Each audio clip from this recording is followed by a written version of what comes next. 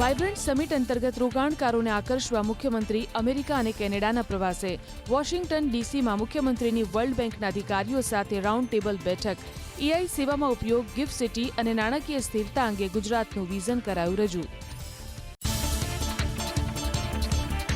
અમેરિકાના ટેક્સાસમાં ટીચર્સની જોબ મેળવવા માંગતા ભારતીયોને મોટો ઝટકો. પબ્લિક સ્કૂલોમાં H-1B વિઝા ધારક પર પ્રતિબંધની તૈયારીઓ.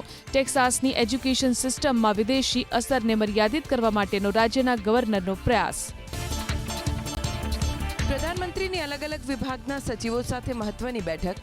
નીતિ નિર્ધારણ માટે યુવાનો સાથે સંવાદ કરવાની પણ તાકીદ. ટીમ ભાવના અને તાલમેલ સાધીને ભવિષ્યની યોજનાઓ પર કામ કરવા પ્રધાનમંત્રીનો આદેશ.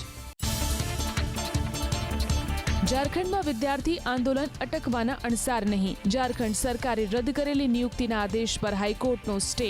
વિદ્યાર્થી સંગઠનનો આરોપ, હાઈકોર્ટમાં જાણી જોઈને સરકારે રાખ્યો નબળો પક્ષ. એક તરફ રામ મંદિરમાં દાન ચોરીનો કેસ, બીજી તરફ ચંપતરાય અને નૃપેન્દ્ર મિશ્રા સામસામે. ચંપતરાયે લખ્યો ઓપન લેટર. મંદિર નિર્માણ દરમિયાન નૃપેન્દ્ર મિશ્રાની મરજી મુજબ થયું છે કામકાજ. અન્ય કોઈના મત કે નિર્ણયને નથી અપાયું મહત્વ. પુણેમાં આવતીકાલે રાહુલ ગાંધીનો કાર્યક્રમ. છાત્રો કે ગુંજ કાર્યક્રમ અંતર્ગત વિદ્યાર્થીનીઓ સાથે સંવાદ. મહારાષ્ટ્ર સરકારે શરતોને આધીન આપી મંજૂરી. આપત્તિજનક પોસ્ટર કે બેનરના ઉપયોગ પર રોક. દેવેન્દ્ર ફડણવીસે કાર્યક્રમને ગણાવ્યો રાહુલ ગાંધીના એકપાત્રીય અભિનય સમાન. વંદે માતરમના મુદ્દે રાજકીય પ્રહારનો સિલસિલો યથાવત. માત્ર 2 છંદ ગાવાના કોંગ્રેસના નિર્ણયને ગૃહમંત્રી અમિત શાહે ગણાવ્યો દેશ વિરોધી અને તૃષ્ટિકરણથી પ્રેરિત.